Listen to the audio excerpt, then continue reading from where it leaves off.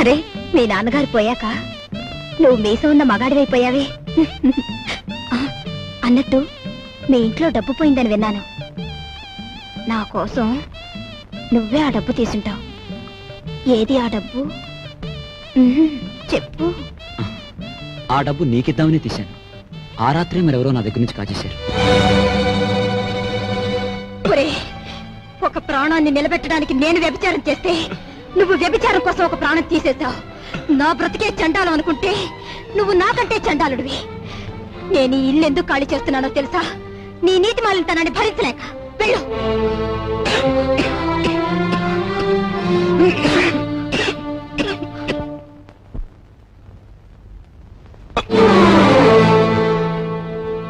ఎక్కడికి వెళ్ళావు?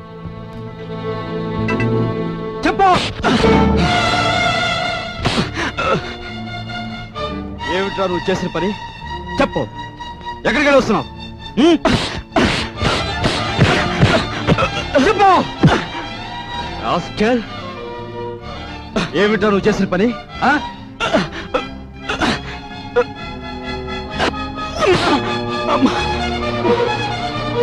చెప్పరా రాస్కెల్, చెప్పు. పెద్దలేదురా నీకు?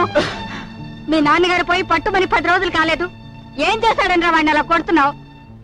మీ నాన్నగారు ఏనాడైనా వీడిని ఇలా కొట్టడం చూసావా? వీడు చేసిన పనికి కొట్టడం కాదమ్మా, చంపాలి. చంపి నిన్ను పాతేయాలి.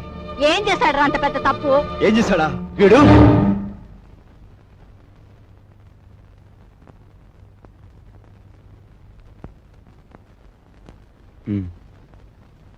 బాబు, వీడిని తమ్ముడురా. తప్పు చేస్తే శిక్షించాల్సిందే. కాకపోతే ఆ సమయంలో వీడిని తమ్ముడని మాత్రం గుర్తుంచుకుంటే చాలు. పదరా.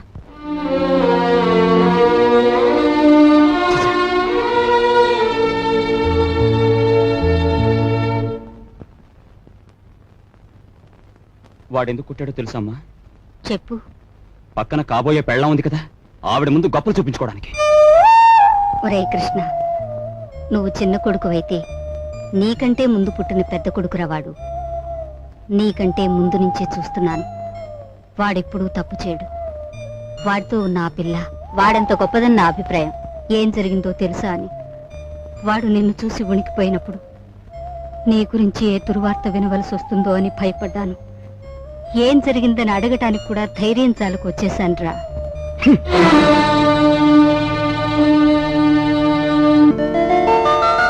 ఈమె నా చెల్లెలు. ఇల్లు వదిలి వచ్చేసింది. మీ సేవా సాధనలో ఉందేమో. సారీ, ఇలాంటి అమ్మాయి ఎవరూ లేరు. వస్తానండి.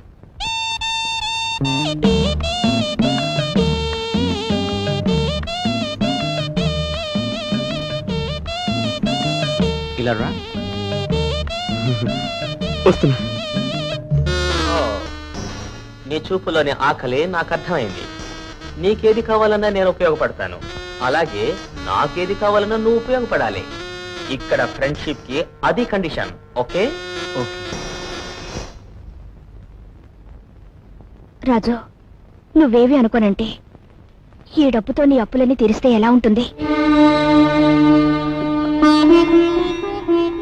స్నేహితురాలుగా నేనేం చేయాలో, ఏం చేయగలను నాకేం అర్థం కావటం లేదు.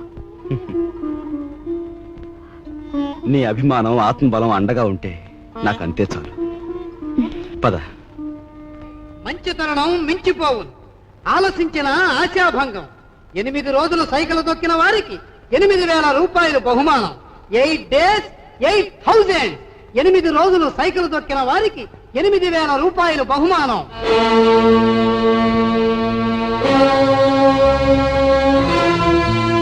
రాజు, అప్పులు తీర్చడానికి నువ్వు సైకిల్ తొక్కుతున్నావట. మనలాంటి కుటుంబాల్లో పుట్టి ఇలాంటి పనులు చేస్తే ఎంత పరువు తక్కువగా ఉంటుందో ఆలోచించు.